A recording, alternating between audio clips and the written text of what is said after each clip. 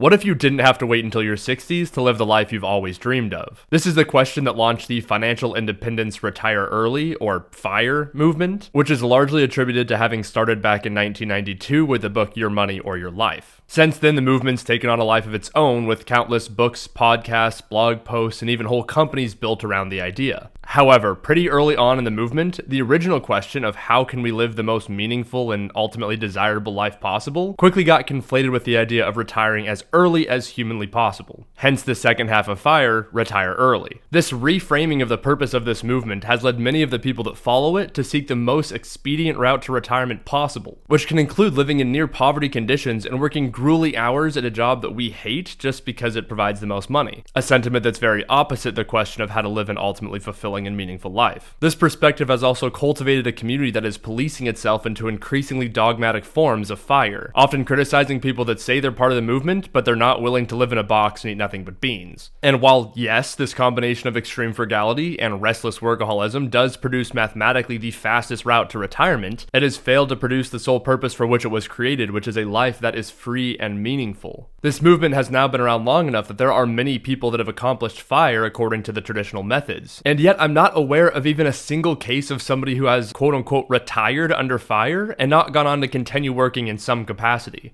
Instead, what most, if not all of them have discovered is that an early retirement is completely meaningless if it's used to do nothing. As Jim Carrey put it, I think everybody should get rich and famous and do everything they ever dreamed of so they can see that it's not the answer. These FIRE success stories have often sacrificed decades of just scraping by while working themselves to the bone only to come to the end and realize that it wasn't what they were looking for. For many folks, including myself, the idea behind the FIRE movement has motivated us to have a more meaningful relationship with our money and to take action in building a life we want for ourselves. But I also can't help but feel like the conclusion of FIRE is short-sighted, and it completely fails to deliver on the promise of meaning, fulfillment, and freedom that makes us seek out this movement in the first place. As it turns out, most of us don't want to completely stop working forever. And that's especially true for the type of people that would pursue FIRE. They can't just flip that switch from being the type of person that works inordinately hard to try to achieve something early to then become a person that wants to sit around and do nothing. In fact, for many folks that do pursue FIRE to its end and achieve early retirement, it creates more of a crisis for them than it does provide any sort of benefit. Through my studies in behavioral finance, my conversations with other people that are part of the FIRE movement, and through my own internal self-reflection, I've realized that most people don't want to retire decades early. What they really want is time freedom, financial freedom, and the ability to pursue work that is truly meaningful to them.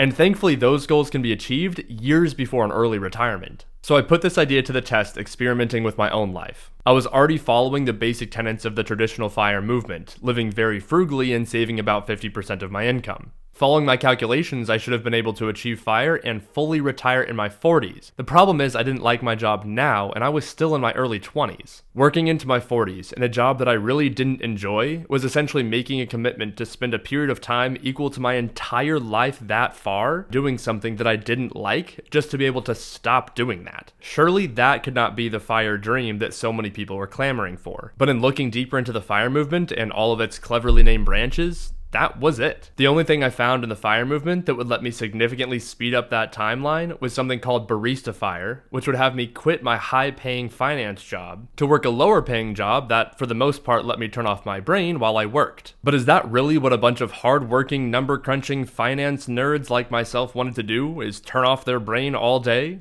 I didn't believe that it was, or at least that wasn't the case for me. So what I decided to do, and now have successfully done, I'm calling Launch FIRE. The idea is this. Instead of using workaholism and extreme frugal living as a tool to retire really early, I would just work hard enough and live frugally enough to be able to buy my way into my dream job. For me, that meant starting my own hourly financial planning practice with a YouTube channel to boot. For you, that might mean continuing your education, starting over in a completely new career, or traveling across the country or across the world. Launch FIRE puts the same emphasis on living frugally and saving aggressively that you see in the traditional FIRE movement, but it dramatically reduces the time to financial freedom by redefining what financial freedom means to you. It's no longer about escaping your work, but reclaiming your work to make it creative and fulfilling again. So if that sounds interesting to you, then here's a step-by-step guide for what this might look like functionally. And I'm just going to go over the steps very briefly in this video now, but I'll drill into these in much more detail later, so please consider subscribing if you want to see those. The first step is to define what an ideal work life would look like to you, one that is personally fulfilling, but also provides enough money for you to still live a happy and healthy life.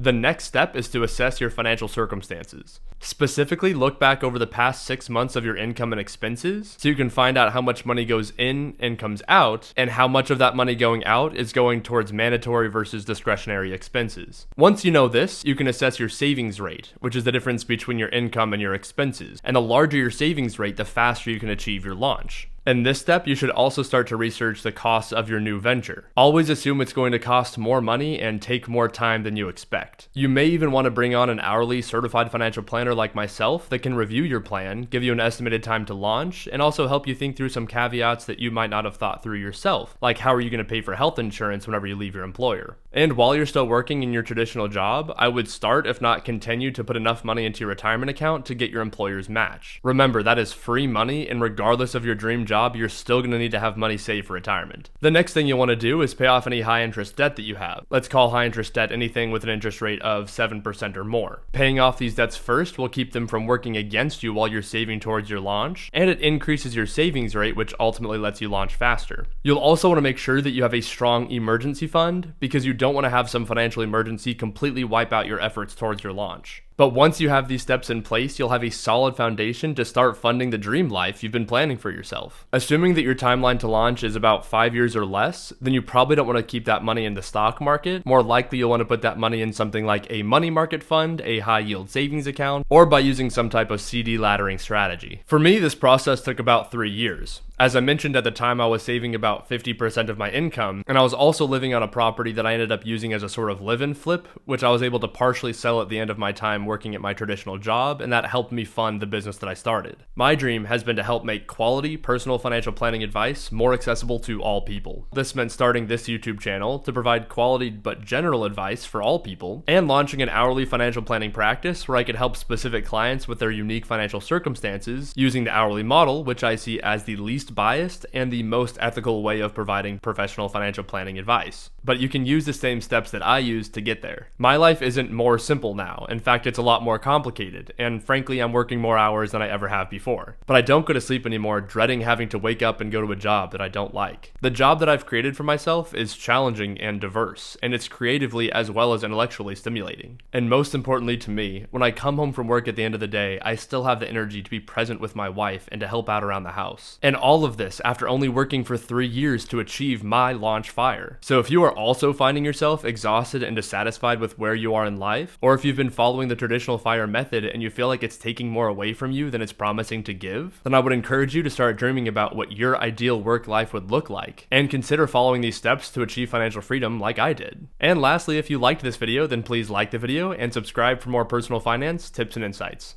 Thanks.